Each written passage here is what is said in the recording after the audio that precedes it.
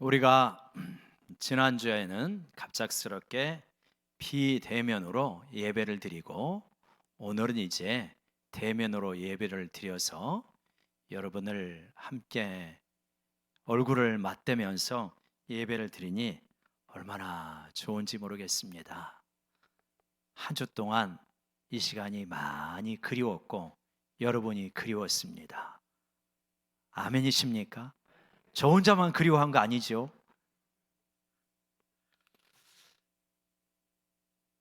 지난주에 우리 비대면으로 예배를 드리는데 물 가져다 주는 사람도 없고 그래가지고 와보니까 물이 없어요. 급히 가가지고 물을 떠오르다가 컵을 깨버렸어요. 얼마나 참 어설픈지 우리 물을 가져다 주시는 권사님의 손길이 얼마나 고마운 것인지를 다시 한번 느꼈고, 예배를 섬기기 위하여서 차량으로 주차로 찬양팀으로 모든 구석구석에서 섬기시는 손길이 얼마나 소중한 것인가, 그런 것을 다시 한번 느꼈습니다. 원래 지난주에 헌금과 헌신에 대한 설교를 하기로 돼 있다가 비대면으로 드리면서 그거 하면 얼마나 이상합니까? 그래서 한 주 연기가 되었습니다. 12월 둘째 주에 우리 교회는 헌금과 헌신에 대한 작정을 하고 지원을 하고 그러면서 또 그 설교를 하게 됩니다. 사실 헌금과 헌신에 대한 설교는 약간 부담스럽죠. 그래서 제가 자주 하지 않습니다. 거의 안 한다고 봐도 뭐 별로 틀린 건 아닌 것 같은데요. 그런데 이렇게 하는 것이 좋은 것인가 하는 의문을 몇 해 전부터 가지게 되었어요. 헌금 설교를 많이 하지 않고 헌신을 강요하지 않는 이런 것이 꼭 좋은 것만은 아니구나. 어쩌면 잘못하고 있는 것일 수도 있다. 이런 생각이 들더라고요. 왜 그러냐면 물질을 헌금을 잘 드리는 것이 우리의 신앙생활에 너무나 중요한 요소더라. 그러니까 다른 말로 말하면 신앙생활을 잘하는데 헌금 생활이 못 따라가는 거, 이거 잘못된 거다. 이거 뭔가 균형이 안 맞는 것이다. 그리고 절대로 신앙도 잘하지가 않더라. 그리고 복도 못 받더라. 그렇다면 나는 목자로서 이걸 잘못하고 있는 것이다. 성도님들로 하여금 헌금을 기꺼우게 열심히 하도록 돕는 거, 헌신을 열심히 하도록 돕는 게 그게 목자인 나의 책임이지, 헌금 설교한다고 얼굴 굳어지는 거 그거 무서워가지고 안 하게 된다면 이거는 내가 잘못하고 있는 거구나 하는 것을 한 목회 10년이 넘어가면서 이렇게 여러 부분을 관찰하면서 깨닫게 되더라고요. 헌금과 헌신에 대한 개념이 잘 정립이 되어 있으면 여러분 신앙생활이 기쁘고 평안하고 은혜도 많이 받고 하나님의 축복도 받는 줄로 믿습니다. 그래서 이거는 제가 마땅히 해야 되는 설교예요. 또 가르침입니다. 그리고 우리 성도님들도 기꺼이 있게 아멘으로 받아들이면서 적용 잘하고 순종하게 될 때 은혜도 많이 받고요. 정말 성령도 충만해지고 축복도 풍성하게 받는 줄로 믿으시기 바랍니다. 그래서 이게 너무너무 중요한 부분이에요. 앞으로는 좀 더 많이, 강요는 아니겠지만 정말 성도님들을 잘 돕고자 해요. 그게 성도님들을 유하는 길이라는 것을 해가 지날수록 깨닫게 됩니다. 헌금을 이렇게 우리가 작정을 하는 게 약간 강요로 느껴질 수도 있지만 사실은 강요는 아니다. 우리 믿음의 수준만큼 기꺼우게 하시면 되는 겁니다. 교회도 예산이라는 걸 세우잖아요. 2022년도 예산을 세우고 가정에서도 예산을 세웁니다. 그러면 예산을 세울 때 수입이 있고 지출 예산이 있는 거 아니겠습니까? 수입은 성도님들의 헌금으로 이루어지니까 수입 부분이 어느 정도 될 것이다 라고 하는 것을 보고 예산을 세우는 게 마땅한 거죠. 가정도 그렇죠. 가정에서도 성도님 개인 가정에서도 생각해 볼 때 내년에 수입이 이 정도 되니까 이렇게 교육비는 이 정도, 또 생활비는 이 정도, 무엇보다도 헌금은 이 정도, 이렇게 예산을 세우는 게 그게 훨씬 신앙의 규모도 있고 또 합리적이고 또 하나님 앞에 믿음의 행위도 될 것입니다. 봉사도 마찬가지 아니겠습니까? 봉사도 교회 여러 헌신의 이 부분들이 있는데 이제 그런 부분들이 교회에서는 목회자가 다 알지는 못하잖아요. 어떤 분이 어떤 달란트가 있고 어떤 부분에 관심이 있는지 잘 모르기 때문에 봉사를 지원을 하고 그것에 따라서 은사에 따라서 지원에 따라서 적절하게 배치를 해야 그래야 이제 교회가 부드럽게 진행이 되어지죠. 헌금과 헌신을 생각하면 여기에는 하나님의 비밀이 있다, 이거를 깨닫게 되어집니다. 물론 하나님께서 우리에게 주신 말할 수 없는 은혜가 있죠. 죄사함의 은혜, 구원의 은혜, 영생을 주신 은혜, 이런 부분들이 너무나 감사해서 기꺼우게 헌금도 하고 헌신 생활도 합니다. 그 자체로 소중하지만 근데 헌금과 헌신을 잘 개념을 정립해야 그래야 물질과 시간이 있어야 될 자리에 있게 되더라. 여러분, 물질의 자리가 어디입니까? 물질의 자리를 현대인들은요, 물질의 자리를 오해합니다. 물질이 너무 중심 가운데 있어요. 그리고 물질이 있어야 될 자리보다 너무 높이 갑니다. 사도행전 한번 같이 찾아보십시다. 사도행전 4장 35절. 고린도전서 조금 앞으로 넘기면 사도행전이 있지 않습니까? 사도행전 4장 35절.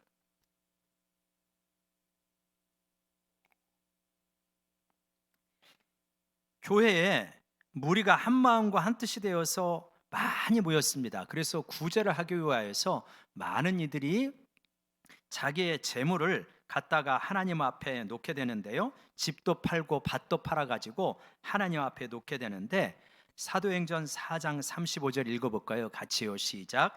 사도들의 발 앞에 두매 그들이 각 사람의 필요에 따라 나누어 주민이라. 물질을 갖다 어디에 둡니까? 사도들의 발 앞에 둡니다. 물질의 위치가 어디예요? 발하고 위치가 같은 거예요. 물질은 사도의 다스림을 받아야 되는 위치가 있는 거예요. 발하고 발 밑에 있어야 되는 게 물질인데, 물질이 잘못하면 어디로 올라가냐? 머리 위로 올라갑니다. 머리 위로 올라가. 그러니까 물질이 왕노릇해요. 요즘 우리가 주변을 바라보면 이거 부인하지 못합니다. 결혼도 물질 기준으로 하죠. 직장 선택도 물질 기준으로 하죠. 사회적인 지위도 물질로 매겨지죠. 성공 여부도 물질로 매겨지죠. 대부분의 가치 판단의 기준이 물질이 되어버렸어요. 물질이 발밑에 있지 않습니다. 믿는 사람이건 안 믿는 사람이건. 근데 물질의 위치는 뭐냐? 우리 사람보다 위에 있으면 안 돼요. 발밑에 있어야 돼요. 헌금 생활이라고 하는 건 뭐냐? 헌금 생활을 잘한다는 것은 뭐냐? 물질아, 네 위치 똑바로 잡어. 이게 우리 안에 결단인 거예요. 우리의 왕은 뭐냐? 세상이 아무리 물질 위주로 간다 할지라도 우리의 왕은 하나님이신 줄로 믿습니다. 하나님이 우리 왕이세요. 하나님이 우리 왕이시고 우리에게 물질을 주시고 우리에게 생명을 주시고 물질을 관리할 수 있는 힘을 주시는 거예요. 노골적으로 말하면 물질을 하나님 앞에 제대로 드리지 못하면 신앙생활 잘하고 있는 것 같아도 아니요, 신앙생활 잘 못하시는 거예요. 여러분,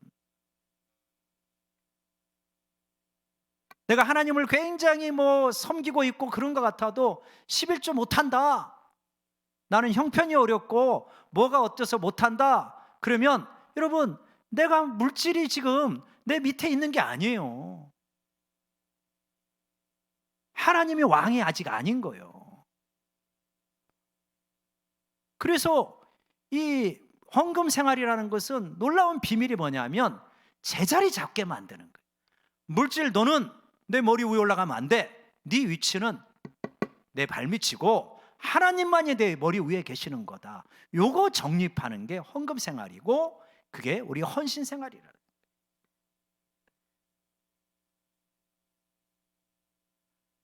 물질이 너무 위에 올라가면 이게 우상이 돼버리면 문제가 결국은 많이 생기더라고요.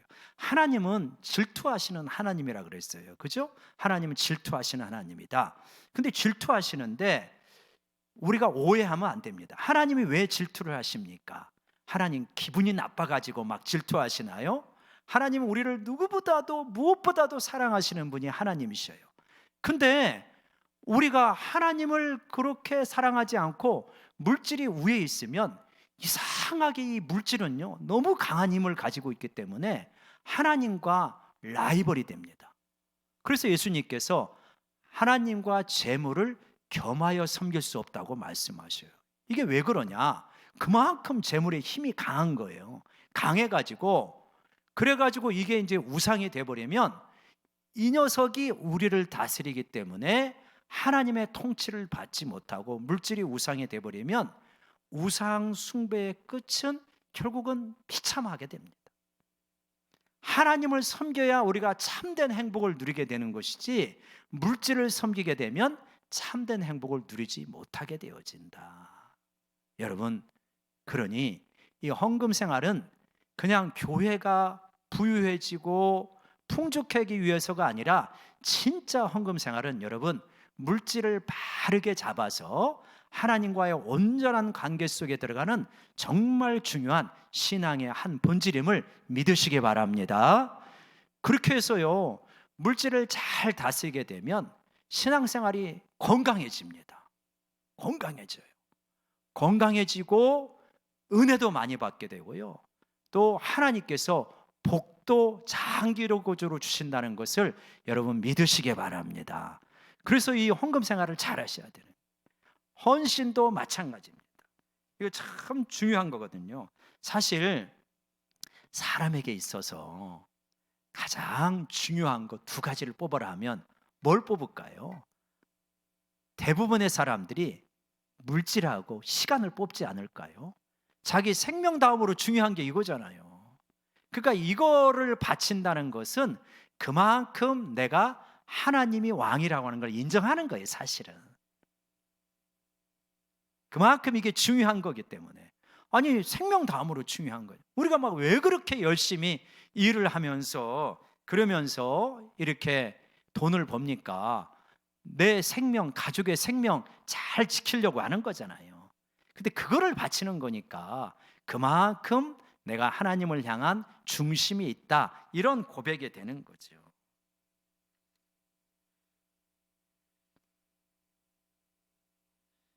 우리 헌금과 헌신, 이러한 부분이 너무 중요한 부분이고 신앙생활을 건강하게 하기 위하여서 필수적이다, 이 말씀을 드렸는데, 그러면 이러한 부분 헌금과 헌신 생활을 한 세 가지 지침이랄까요? 이러한 방향성을 가지고 우리가 풀어갔으면 좋겠습니다. 첫 번째입니다. 한번 외쳐봅시다. 두려움을 극복하라. 네, 두려움을 극복해야 됩니다. 하나님 앞에 예물을 드리는 부분에 있어서도 헌신하는 부분에 있어서도 이거를 주저하는 요인 중에 하나가 두려움입니다. 우리가 참 두려움이 많잖아요. 사실 직장에서 명예퇴직 이야기가 나오면 대부분의 직장인들이 밤잠을 이루지 못합니다. 혹시 내가 거기에 해당되면 어떡하지? 우리 가정에 재정이 여유가 없는데 이 하나님 앞에 헌금하는 게 두려울 수 있는 거예요. 부채도 있는데 자녀들의 앞길도 있는데 이게 두려움이 있을 수 있는 거예요. 내가 이러다가 어려워지면 어떡하냐, 노후 준비도 안 됐는데, 이런 생각도 있을 수 있는 거잖아요. 근데 이 두려움이 있는데 이 두려움을 어떻게 극복할 것인가? 역설적으로 두려움은 더 큰 두려움으로 극복할 수 있습니다. 이게 무슨 말이냐면, 여러분 제일 여러분이 가기 싫어하는 병원 하면 무슨 과를 꼽겠습니까? 대부분이 치과 아니겠습니까? 그냥 이 스케일링 하나 하더라도 윙이 입속에서 막 이 귀 파고 들어오는 그 소리가 얼마나 그게 듣기가 거북스러워요. 그래서 그냥 미루다가 가는 곳이 치과잖아요. 근데 치과에 가는 그 두려움을 이겨내고 치과를 가는 그거는 뭡니까? 치과를 안 가면 이가 썩는다. 그 더 큰 두려움이기 때문에 현실의 작은 두려움을 이기고 가는 거잖아요. 물질에 대한 부분도 그런 것일 수 있습니다. 물질 이렇게 들였다가 어려워지면 어떡하지? 근데 진짜 큰 어려움은, 진짜 큰 두려움은 무엇이냐면, 만약에 하나님이 나는 네 물질 생활은 관여는 안 하겠다, 네가 알아서 살아라. 사실 그러면요, 진짜 우리 대책 없습니다. 하나님이 도와주시지 않는다고 하나님이 손을 들어보려면 이렇게 급변하고 이렇게 어렵고 사는 것이 전쟁과 같은 삶 속에서 내 힘으로 다 헤쳐나간다? 아우, 그거 너무 힘든 거잖아요. 그러니까 물질이 제자리를 잡는다는 것은 뭐냐면, 하나님, 나는 하나님이 물질을 공급해 주시는 걸로 믿고 어려울 때 하나님이 채워주시는 걸로 믿습니다. 나는 준비된 건 없지만 하나님 지원으로, 하나님 백으로 살아가렵니다. 이 신앙의 고백이거든요. 여러분이 여러분의 노력으로 살아가는 게 아니라 하나님의 공급함으로 살아가심을 믿으시면 아멘. 정말 하나님이 채워주신다는, 우리 신앙생활하면서 꼭 훈련받아야 될 게 뭐냐면 하나님의 공급하심으로 살아간다. 이거 정말 중요합니다. 내 힘으로 살아간다고 생각하면 굉장히 불안해요. 헌금 못합니다. 그러나 하나님이 적절하게 채워주시더라. 근데 보니까 제가 몇 번 간증했지만 하나님이 채워주시고 하나님이 공급해 주신다니까요. 정말 하나님 믿고 하나님 중심적으로 살아가면 여러분, 하나님이 채워주신다는 걸 믿으시기 바랍니다. 그래서 좀 믿음의 도전을 하십시오. 하나님이 채워주신다. 하나님은 우주가 그냥 하나님의 것이다. 정말 우리가 이걸 믿는 사람들이잖아요. 그래서 기꺼이 없게 하나님 앞에 드리면 하나님이 공급해 주십니다. 봉사하고 섬기시고 헌신하는 거, 이것도 어떤 분들 두렵습니다. 앞장서서 일하면요, 상처받기 쉽습니다. 비난받기도 쉽고요. 사람들의 구설수에 오해를 받을 수도 있죠. 시간 빼앗기는 건 말할 수도 없죠. 내가 왜 이렇게까지 해야 되나, 이런 생각이 들기도 하잖아요. 근데 여러분, 진짜 큰 두려움은 뭡니까? 신앙생활을 5년, 10년, 20년 했는데 제자리에 있는 두려움입니다. 성장하지 않아요. 이상하죠? 상처 안 받고 가만히 예배만 드리고 그러면 잘 자랄 것 같죠? 안 그렇다니까요. 그렇게 되어 있지가 않아요. 공동체 안에 들어와서 부딪히고 섬기고 그러면서 때로는 상처를 받고 그것 때문에 소가리를 하고 기도하면서 치유받고, 오해를 받고 용기를 내서 다가가가지고 오해를 풀고, 그러면서 내가 좀 더 잘하고, 이런 과정을 통해서 성장하게 되는 것이지, 가만히 와서 예배드리고 그리고 싹 가가지고 그걸로 그냥 한 주 승리하고 그러면서 잘할 수 있냐? 그렇게 되어 있지 않다는 거예요. 그래서 기독교는 신앙이 굉장히 공동체적이라는 걸 믿으셔야 됩니다. 그게 성경적이에요. 아니, 왜 성경적인지 알 수 있잖아요. 하나님이 어떻게 된 거예요? 삼위일체 하나님이시잖아요. 하나님 자신이 공동체시라니까요. 그러니까 우리들도 공동체예요. 그리스도가 몸이 되시고 우리가 지체가 되어서 공동체로 그 안에 부딪히는 거예요. 아니, 애들이 크면 어떻습니까? 아우, 저게 내 속에서 나온 거 맞아. 그렇게 말 안 듣죠. 하물며 타인과 공동체를 이루어가는 과정에 어려움이 왜 없겠어요? 어려움이 있는 게 당연한 것이다. 근데 그것을 극복해 가면서 성장하게 되는 것입니다. 교회가, 여러분이 이제 잘 모르는데 우리 교회가 어떤 조직인지 행정적으로 잠깐 말씀을 드릴게요. 우리 교회는 대한예수교 장로회 합동입니까? 통합입니까?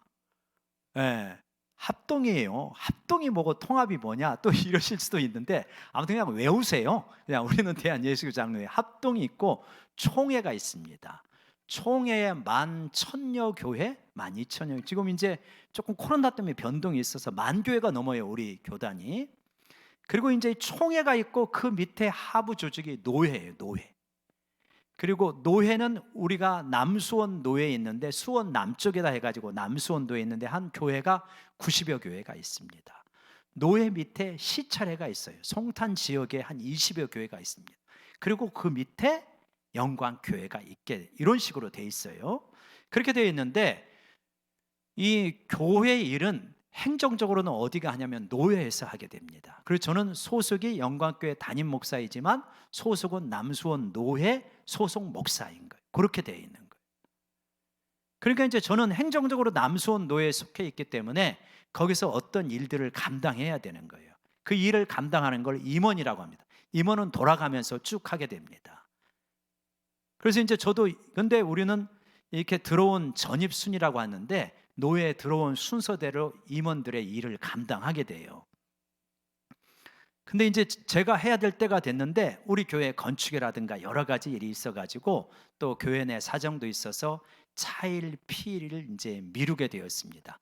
한 해 미루고 두 해 미루고 세 해 미루고, 그러다 보니까 이제 저보다 후배로 들어온 분들이 이제 임원들을 하게 되는 거예요. 임원들을 하게 되는데 이제 저희 교회는 우리 노예 90여 교회 가운데서도 이렇게 이제 예산 규모로 보면은 한 5번째, 6번째 이 정도가 되는 거예요. 우리 교회가. 그러니까 이제 선배 목사님들이 저를 만나면은 계속 이제 핍박을 하는 거예요.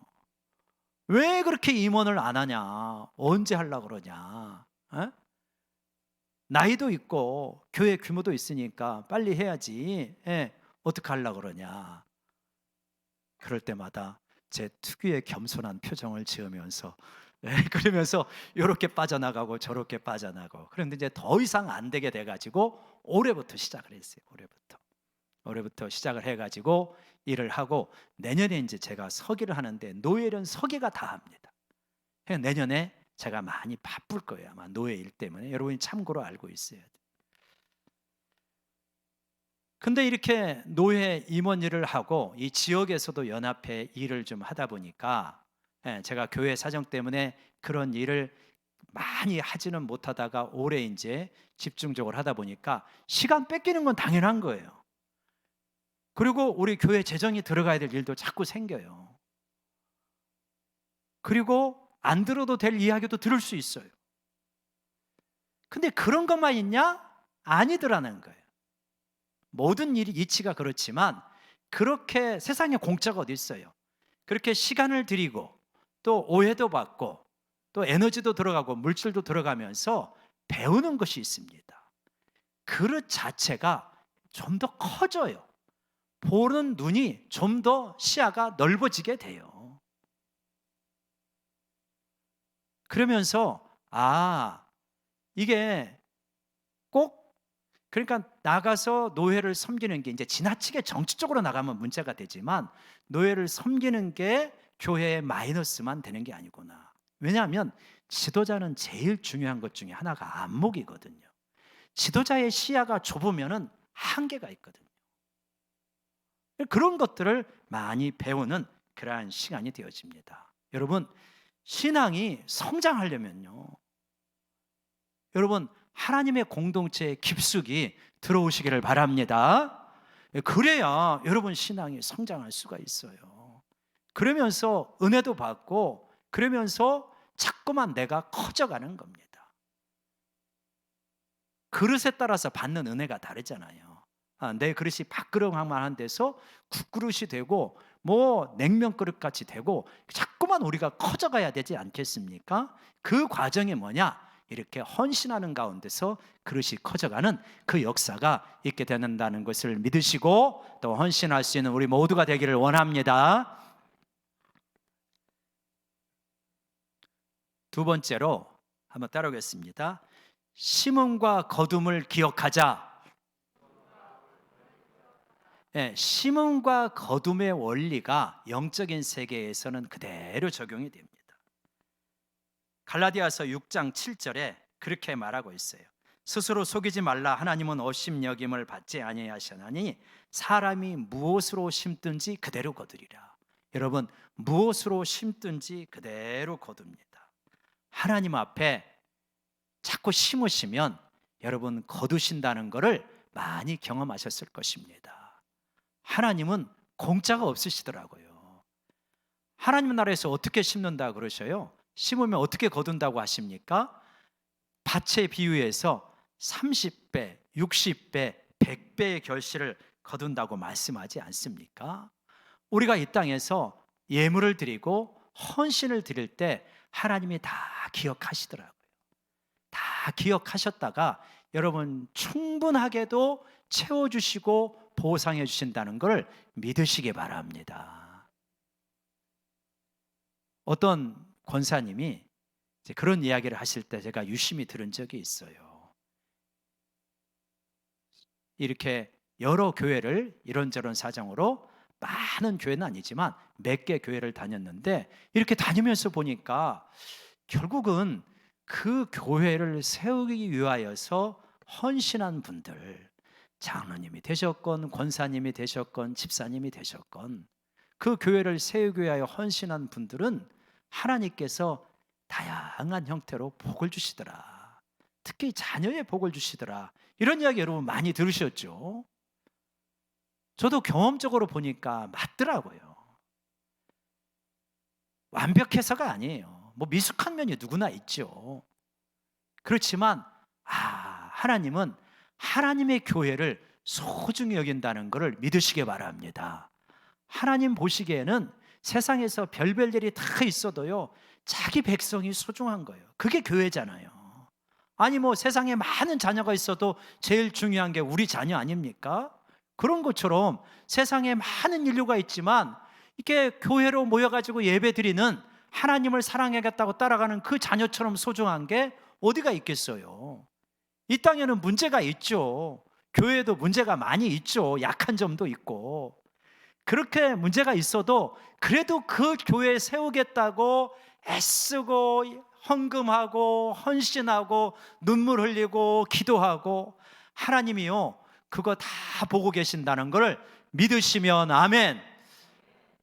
교회 세우려고 애쓰는 거요, 너무 하나님이 기뻐하셔요. 다양한 형태로 하나님께서 은혜를 주시고 복을 주십니다. 잘 심으시면 잘 거두시는 줄로 믿습니다.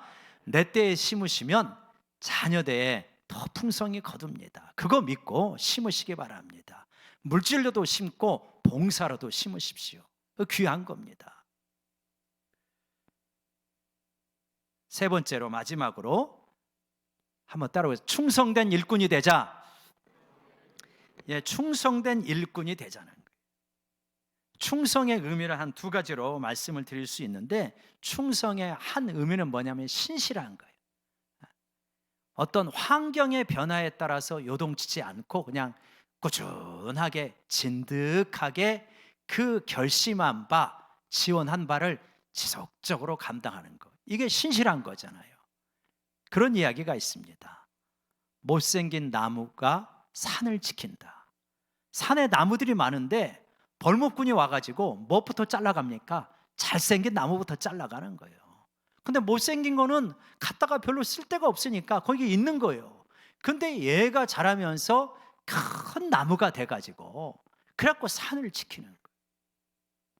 그러니까 어떻게 보면 재주 없는 것도 은혜다. 너무 재주가 많아가지고 이렇게 저렇게 엎었다 뒤집었다 자꾸 이러면요, 잘하지가 않아요. 잘하지가. 영어 속담에 그런 게 있어요. 구르는 돌에는 이끼가 끼지 않는다. 자주 굴러다니면 이끼가 낄 시간이 없는 거예요. 그러니까 진득하게 한번 어떤 봉사의 자리를 딱 잡으면 진득하게 해야 돼요. 환경이 변하고 은혜가 안 되고 한 소리 들었다고 중단하면 안 되는 거예요. 예를 들어서 뭐 그런 것들이 있잖아요.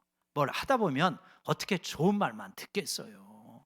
막 오늘 같은 날에 이제 우리 주차 부원들, 차량 부원들 애 많이 썼을 텐데 그냥 이 추운 데서 귀가 꽁꽁 어는 가운데서 차량을 안내를 하는데 그냥 이 말도 안 듣고 그냥 가다가 푹 대고 막 그런 분도 있을 거 아니에요. 그래가지고 그냥 그러면 마음이 그냥 심란해지고 그래가지고 분당에 있는 어떤 교회는 시험 드는 사람들을 이용한 영혼 샤워실이 있다고 하더라고요. 그 뭐냐면 주차위원들한테 그거에 한 부스가 있대요. 이 하다가 시험 들면 거기 가서 영적인 샤워하고 와라. 영적인 샤워가 기도예요. 예. 뭐 그런 일이 많죠. 그래도 여러분 이렇게 사람이 딱 어떤 거를 정해놓고 흔들리지 않고 가는 게 중요합니다. 내가 주차요원이다. 무슨 일이 있어도 나는 3년 동안은 주차요원 헌신적으로 섬기겠다. 딱 이래서 요동치지 않는 게 중요해요. 교사다. 그럼 나 5년 동안 교사하겠다. 10년 동안 교사하겠다. 뭐 그렇게 좀 요동치지 않고 이렇게 해야 돼. 1년 해봤더니 아이고 이거 안 되겠다. 그냥 바로 손 들면은 잘하지가 않는다. 여러분 우리 다 같이 못생긴 나무가 되시기를 축원합니다. 못생긴 나무가 돼서 그냥 딱 지키세요. 그 자리를. 헌금도 마찬가지. 조금 풀리면 헌금하고 조금 어려워지면 그냥 중단하고 이러면은 이 복 받기가 이거 쉽지가 않습니다. 원칙을 세우면은 쭉 밀고 가야 돼. 우리가 주일 헌금하는 것도 그렇잖아요. 우리가 주정 헌금을 하잖아요. 주정 헌금을 하면 이 사실은 주정 헌금을 안 할 때보다 훨씬 여러분 신앙에 도움이 될 겁니다. 왜 그러냐면 어떨 때는 헌금 준비 못 하고 그냥 와가지고 아이고 오늘 헌금은 다음 주에 이번 주까지 해야지 그러다가 까먹을 수도 있는 거고. 근데 이걸 이제 드리게 되니까 미리 잘 준비하게 되고. 저도 이제 주정 헌금을 이렇게 하다 보니까 이제 제 비밀 금고에 그렇게 주정 헌금을 요한 것을 늘 이제 뭐 5만 원이고 10만 원이고 15만 원이고 이렇게 만들어 놓는 거예요. 어떨 때는 이게 없으니까. 그러니까 미리 항상 준비하는 마음이 되는 거죠. 우리 신앙에 훨씬 도움이 되는 것이다. 특별히 여러분 우리가 이 진득하게 이 신실함을 갖는데 여러분 무엇보다도 예배의 자리에 진득하시기를 주의 이름으로 축원합니다. 뭐 코로나가 아무리 그래도 나는 예배의 자리 지킨다. 적어도 여러분 우리 구역장이 되시고 안수 집사님 되시고 권사님 되시면 아무리 세상이 요동쳐도요 나는 이 예배의 자리는 무슨 일이 있어도 지킨다. 이 어떤 신실함을 여러분 가지시기를 바랍니다. 그래야 이 믿음이 흔들리지 않고 잘 자라게 되는 겁니다.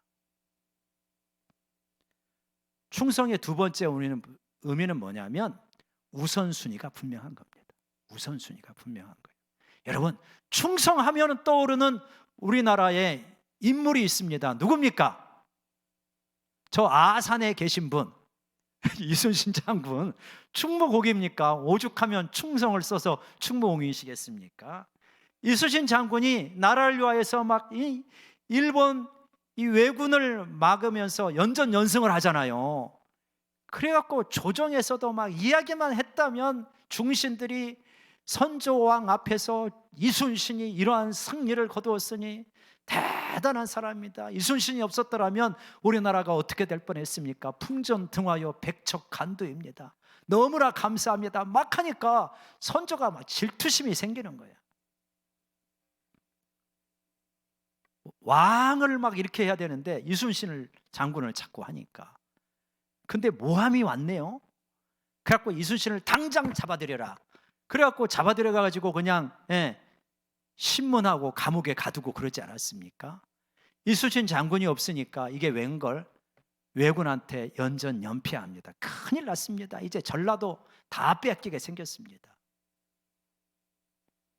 그러니까 선조가 식서를 씁니다. 조서를 내리면서 이렇게 말해요. 내가 너한테 무슨 말을 할 수 있겠느냐? 염치가 없는 거예요. 내가 너한테 무슨 말을 할 수 있겠느냐. 그러나 나라가 이렇게 위태로우니 네가 좀 나서줘야 되겠다. 웬만한 사람 같으면 기분 나빠서 안 간다. 잡아 죽일 듯이 그렇게 때릴 때는 언제고 이제 와서 또 나가라고 그러냐. 한마디도 안 하시잖아요. 그분이 자기 자존심, 감정 뭐 그런 거 안 하고 그야말로 백의종군하지 않습니까? 그분이 있어가지고 그거 안 그랬어요. 그분이 안 계셨으면 우리가 지금 일본 사람 그 밑에 있을 가능성이 많잖아요. 얼마나 감사합니까? 이 마음이 뭡니까? 내 자존심, 감정 이런 거 좀 후순위로 놓고 나라 위해서 살겠다. 이거 우선순위 분명하는 게 이게 충성이다. 내 자존심, 감정 때문에 하나님 나라 못 섬기고 중단하는 분들 많습니다. 예수님이 그렇게 말씀하셨어요. 너희는 먼저 그의 나라와 그의 의를 구하라. 그래야만 이 모든 것을 더하시리라. 먼저 하나님의 나라와 의를 구할 수 있는 우리 모두가 되기를 원합니다. 이게 충성이에요. 헌금을 할 때 충성된 것과 그렇지 않은 것이 있습니다. 충성된 거는 뭐냐면 먼저 하나님 거를 드리는 거예요. 그리고 나머지를 생활하는 거예요. 충성이 안 된 모습은 뭐냐면 먼저 내 필요를 채우고 남으면 드리는 겁니다. 시간도 마찬가지입니다. 먼저 하나님 앞에 예배드릴 시간과 헌신할 시간을 드리는 거예요. 그리고 나머지 시간을 잘 관리하는 거예요. 반대는 뭐냐? 먼저 내가 누리는 시간이 우선인 거예요. 시간이 나머지로 봉사를 하거나 예배를 드린다면 얼마나 이게 가슴 아픈 가치의 전도냐는 거예요. 여러분, 먼저 그의 나라와 그의 의를 구하면요, 참 놀라운 게 있습니다. 뭐냐면 하나님께서 우리에게 은혜를 주셔요. 물질을 주실 뿐만 아니라 은혜를 주셔요. 사실 지난주 한 주 저 개인적으로 힘들었어요. 갑자기 비대면으로 예면을 드리니까 이게 그냥 우리가 원칙을 정부 방침을 잘 따른다고 하는 원칙하에 또 혹시라도 확산되는 것이 N차 감염이 되면 어떡하나, 하나님의 영광을 가리니까 이렇게 했는데 이 비대면으로 갑자기 드리게 되니까 마음이 힘들더라고요. 마음이 싱숭생숭하고 어수선하고 그러면서 마음속에 기쁨이 사라져. 기쁨이 자꾸 사라지고 그러는 거예요. 근데 내가 이러면 안 되지. 그러면서 이제 저녁에 하나님 앞에 나와서 기도하는 시간을 이렇게 가지면서, 그러면서 저녁으로 이렇게 기도하고 하나님 앞에 나아가는 가운데 참 놀랍죠.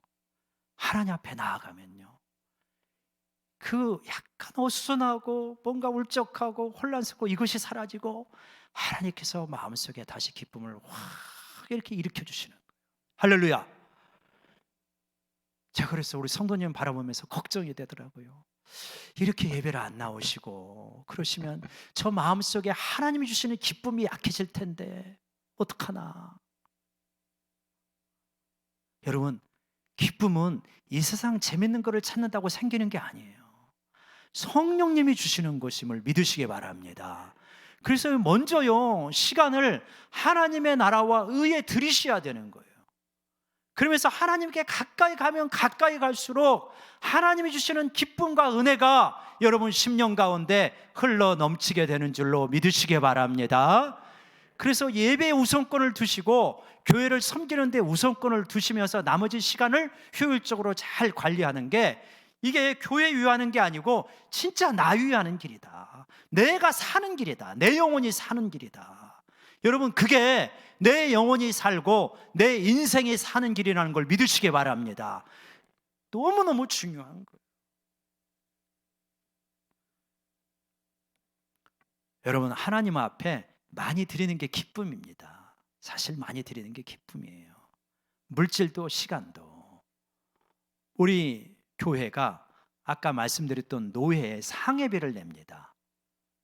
상회비를 내는데 우리 처음에는 한 20에서 30만 원 정도 이렇게 내다가 지금은 월 100만 원 정도 내요.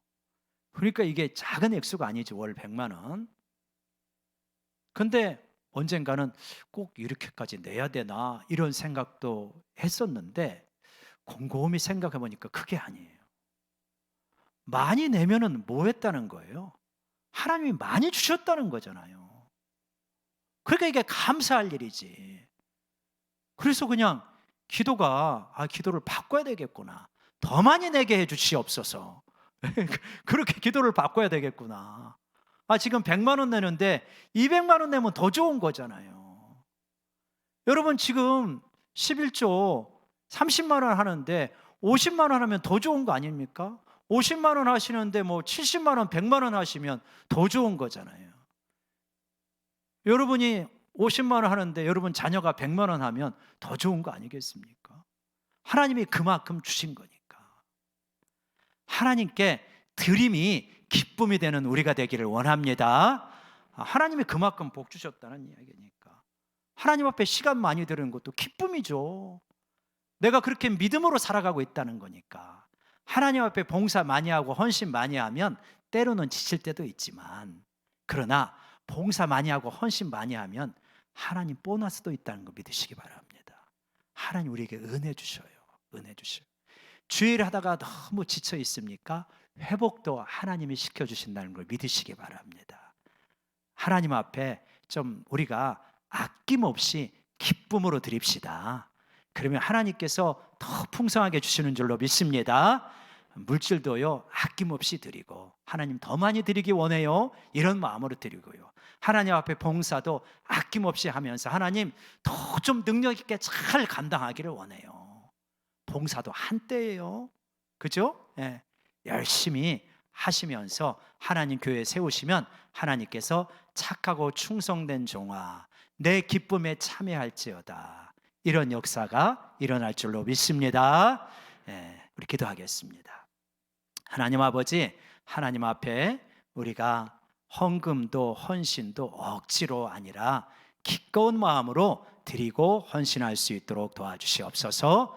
믿음의 고백으로 하나님을 사랑하는 마음으로 그렇게 예물도 드리고 하나님 앞에 헌신도 하면서 하나님이 주시는 기쁨을 충만하게 누리고 복도 많이 받고 믿음도 빠르게 성장할 수 있도록 도와주시옵소서. 예수님의 이름으로 기도드리옵나이다. 아멘. 예, 우리 여러분 앞에, 여러분 이제 주보에 노란색은 헌금 작정이, 파란색은 봉사 섬김 지원이 있습니다. 이름과 구역, 제가 지난주 이미 광고했던 것처럼 이름을 쓰시고 또 구역을 쓰시고, 구역 모르시면 되고요. 11조라든가 선교, 차량, 건축, 토지, 주정 헌금을 그냥 대면은 하는 것이 아니라 하나님 앞에 미리 계획을 잘 세우시고 작정하셔서 이렇게 드리시면 합니다.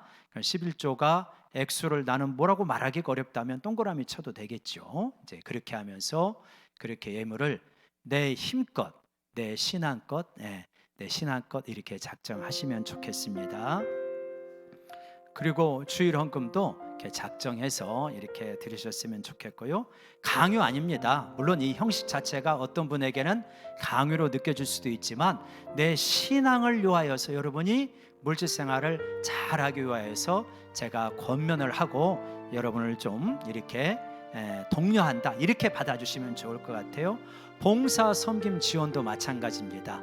그냥 이렇게 봉사하시기보다는 지원을 잘 하셔가지고 내 달란트와 관심 분야를 이렇게 지원을 하셔서 그렇게 하시면 교회에서 배치를 하도록 하겠습니다. 그래서 교회를 세워 나갔으면 좋겠습니다. 한 1, 2분 정도 시간 드릴 테니까 지금 작정하시고 기록하시고, 혹시 없으시거나 펜이 없으신 분, 우리 예배 의원이 섬기고 있으니까 손을 들어서 표시해 주시면 좋겠습니다.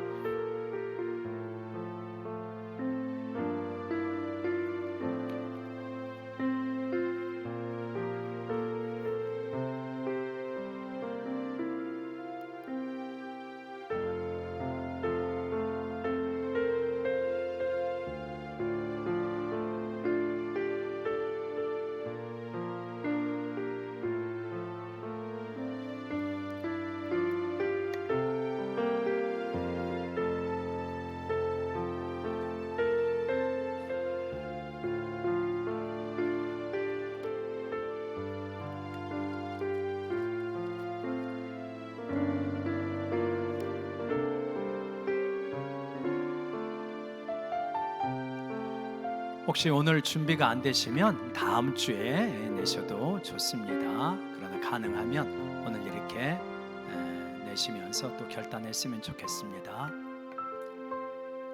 예. 우리 찬송가 218장 찬양하면서 준비하신 예물과 또 헌금 작정, 봉사 지원서 이렇게 같이 하시도록 하겠습니다. 찬송가 218장입니다.